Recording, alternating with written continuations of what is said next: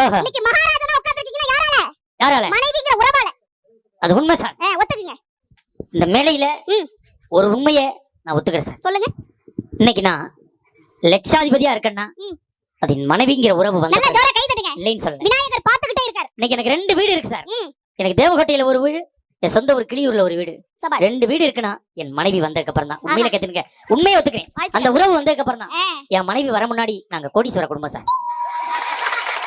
மொத்தம் 12 வீடு லைன் வீடு இருந்துச்சு சார். 10 போயிடுச்சு சார். இந்த 2 வாடகை இருக்கவன் காலி பண்ண முடியாதனால விற்க வச்சிருக்கேன். மொத்தம் 60 ஏக்கர் சொத்து இருந்துச்சு சார். இப்ப 10 இருக்கு சார். நான் கல்யாணம் பண்ணும்போது என் மாமியார் வீட்டுல 20 ஏக்கர் சார். இப்ப 80 ஏக்கர் இருக்கு சார். என் வீட்டுல குறையுது சார், அவ வீட்டுல ஏறுது சார். இதை மட்டும் தயவு செய்து கேட்டு சொல்லுங்க. நீலாம்பூர் ஆண்களே, இதை மட்டும் கேட்டு சொல்லுங்க தயவு செய்து. ப்ளீஸ் எனக்கா கை தட்டி உற்சாகப்படுத்தி என் வாழ்க்கை சோதனை நிறைவு இருமா.